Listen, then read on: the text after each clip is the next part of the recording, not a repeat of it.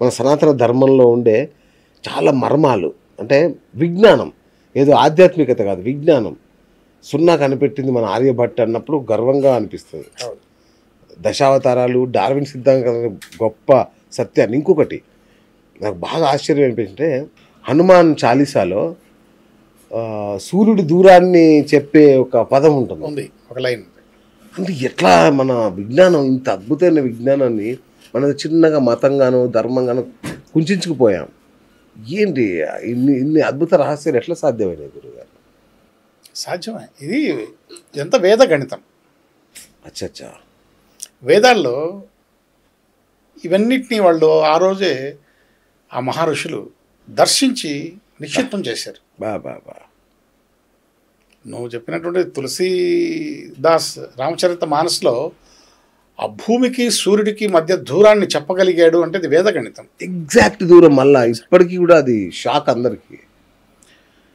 భూమికి సూర్యుడికి మధ్య గల దూరము సూర్యుడి కంటే 108 రెట్లు ఎక్కువ ఉంటుంది. యొక్క వ్యాసార్థం కంటే 108 మార్లు. సో దాన్ని ఆయన చెప్పగలిగాడు అక్కడ. ఆల్రెడీ వేదగణితం. ఆయన ఏం దర్శించి చెప్పిందేం కాదు, మన ఋషులు ఎప్పుడో చెప్పినటువంటి దాన్ని ఆయన ఉటంకించాడు అక్కడ.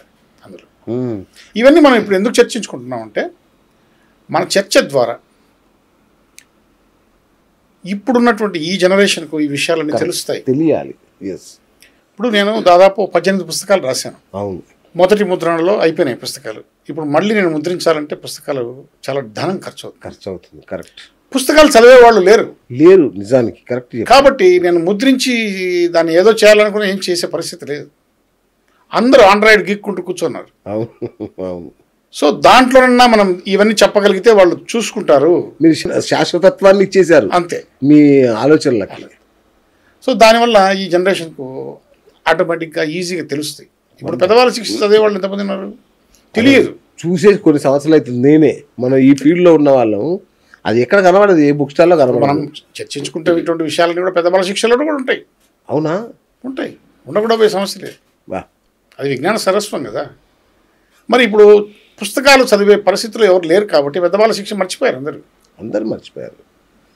అందుకనే ఇప్పుడు ఒక వీడియో ద్వారా మనము ఈ జనరేషన్కు కొన్ని విషయాలను చెప్పగలిగితే మనము సరస్వతీదేవికి మనం నేర్చుకున్నటువంటి ఆ విద్యకు కొంత న్యాయం చేసినటువంటి వాళ్ళం, మనకు మన జీవితానికి ఒక సార్థకత లభిస్తుంది. అంతే. అంకెలకు బాగా ప్రాధాన్యం ఇస్తాం కదా మనం. కానీ మన వాళ్ళు ఏమంటారు, ఈ అంకెలు మనవి కాదు, ఎక్కడి నుంచో అరువు తెచ్చుకున్న అంకెల్ లాగానే ఫీల్ అవుతారు మన వాళ్ళు. అంకెలు మనమేనా? అంకెలకు ఈ ఆధ్యాత్మికతకు ఉన్న సంబంధాలు ఏంటి? అంకెలు మనవే. ఈ మతాలు ఇప్పుడు పుట్టాయి. 2000 సంవత్సరాల క్రిందట క్రైస్తవం లేదు. అవును.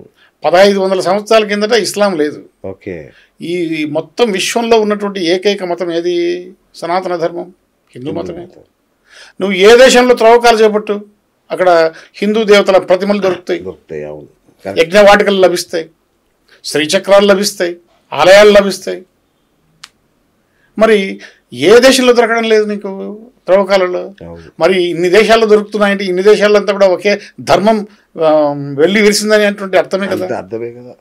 కాబట్టి ఇది ఒక పెద్ద సముద్రం. సనాతన ధర్మం అనేటువంటిది, హిందూ మతం అనేటువంటిది పెద్ద సముద్రం. ఈ సముద్రంలో నుంచి ఒక బిందె నీళ్లు, ఒక గ్లాస్ నీళ్లు తీసుకొని పోతున్నారు వీళ్ళంతా. తీసుకుపోయిన సంతోషమే. ఈ సముద్రం అయితే ఎండదు. ఎందుకంటే గొప్ప విషయం. దాదాపు 600 సంవత్సరాలు పరిపాలించారు ఎవరు? ఇస్లాం ఈ దేశాన్ని. 200 సంవత్సరాలు బ్రిటిష్ వాళ్ళు పరిపాలించారు. అవును. దాదాపు 1000 సంవత్సరాలు ఆల్మోస్ట్ ఇతర పరాయి పాలనలో ఈ దేశం మగ్గింది. అయినా కూడా సనాతన ధర్మాన్ని ఎవడు చంపలేకపోయాడు. అవును. సనాతన ధర్మానికి ఉన్నటువంటి మూలాలు అలాంటివి. ఎందుకంటే ఈ మతాలు పుట్టినటువంటి మతాలు ఏవైతే ఉన్నాయో అవన్నీ ఇక్కడి నుంచి పోయినట్టే, కొత్తవి కాదు. అందుకనే ఈ అంకెలు ఇప్పుడు కాదు, ఎప్పుడో వేద గణితం అనే మనకు సపరేట్ సబ్జెక్టే ఉంది. అక్కడి నుంచి వచ్చినవి. దేవుడికి 116 రూపాయలు సమర్పిస్తారు, పెళ్లిళ్ళలో 1116. ఈ 116 అనేది ఏంటి గురుగారు? ఇప్పుడు ఏంటంటే హిందూ ధర్మంలో 100 అనేటువంటి నెంబర్కు విలువ లేదు. 100. ఎందుకంటే ఆ 100 అనేటువంటిది అహంకారపూరితమైనటువంటి నెంబర్. దానికి అహంకారం ఎక్కువ. అందుకనే ఆ అహంకారాన్ని తగ్గించడం కోసం భగవంతుడి యొక్క షోడశి కళలు అంటే 16 కళలు అయినాయి. ఆయన కళలను దీనికి జత చేసి 100కి జత చేసి 116 అని పెడతాం. 1000కి అహంకారం ఎక్కువ. అందుకనే భగవంతుడి షోడశి కళల్లో ఉన్నటువంటి 16 కళలను తీసుకొచ్చి దానికి జత చేసి ఇస్తాం. అప్పుడు దానికి అహంకారం పోయి వినయం లభిస్తుంది, దానికి గౌరవం లభిస్తుంది. ఆ సంఖ్య. మరి 108 అనేటువంటిది దానికి ఒక విస్తృతమైనటువంటి అర్థం ఉంది. ఓకే. ఆ 108 అనేటువంటిది అత్యంత పవిత్రమైన సంఖ్యగా మనం హిందువులం భావిస్తాం. మనము 108 పుష్పాలతో భగవంతుని అర్చిస్తాం. అవును. మనం తిప్పేటువంటి జపమాల ఉందే 108. ఆ జపమాలలో పూసల సంఖ్య 108 ఉంటుంది. అవును. ఈ యొక్క భూమికి చంద్రుడికి మధ్యలో దూరం ఎలా కొలుస్తారు అంటే గన చంద్రుడి యొక్క వ్యాసం కంటే 108 రెట్లు ఎక్కువ. భూమి సూర్యుడి యొక్క మధ్య దూరం ఎట్లా కొలుస్తారంటే సూర్యుడి యొక్క వ్యాసం కంటే 108 రెట్లు ఎక్కువ ఈ డిస్టెన్స్. అంటే దాన్ని తీసుకుంటే ఈ డిస్టెన్స్ మీకు తెలిసిపోతుంది. ఓకే. సో ఆ విధంగా వేద గణితంలో రాసి పెట్టున్నారు. ఓకే. ఇప్పుడు ఆయుర్వేదం ఉంది, మనిషిలో 108 మర్మస్థానాలను గుర్తించింది. 108 మర్మస్థానాలను గుర్తించింది ఆయుర్వేదం. ఓకే. ఎంత విశేషం. అలాగే ఈ శ్రీచక్ర యంత్రం అని ఒకటి ఉంది, మన ఇళ్ళలో చూస్తాం. అందులో 54 పురుష స్థానాలు, 54 స్త్రీ స్థానాలు, మొత్తం కలిపి 108 స్థానాలు ఉంటాయి శ్రీచక్రంలో కూడా.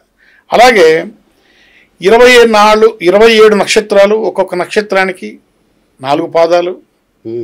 27 × 4 = 108 నక్షత్ర పాదాలు.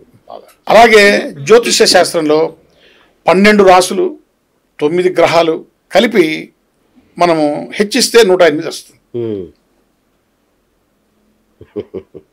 సో ఆ విధంగా 108కి ఈ నాట్యం ఉంది కదా, భరతనాట్యంలో కూడా 108 భంగిమలు ఉన్నాయి భరతనాట్యం. సో అందుకనే ఈ 108 సృష్టికర్త కోడ్ అంటారు దీన్ని. Hi friends, thank you for watching this video. ఈ వీడియో గనుక మీకు నచ్చినట్లయితే దయచేసి లైక్ చేయండి, షేర్ చేయండి. ముఖ్యంగా మా ఛానల్ 24/7 న్యూస్ టీవీని సబ్స్క్రైబ్ చేసుకోండి. ఆ తర్వాత మీ విలువైన అభిప్రాయాల్ని, మార్పులు, చేర్పులు, కావాల్సిన వీడియో ఏమన్నా ఉంటే మన వీడియో కింద కామెంట్ సెక్షన్లో కామెంట్ రూపంలో తెలియజేయండి. నమస్కారం, సాయిదంచిక మాట్లాడుతున్నాను. ప్లీజ్ సబ్స్క్రైబ్, షేర్, లైక్ చేయండి 24/7 టీవీ ఛానల్. హాయ్ నమస్తే, నేను మీ Sonia Akula. Please subscribe to 24/7 news TV. Hi అండి, అందరికీ నమస్తే. నేను Mankota Prasad. Please do subscribe 24/7 news TV. Political, entertainment and infotainment updates కోసం like, share, subscribe 24/7 news TV.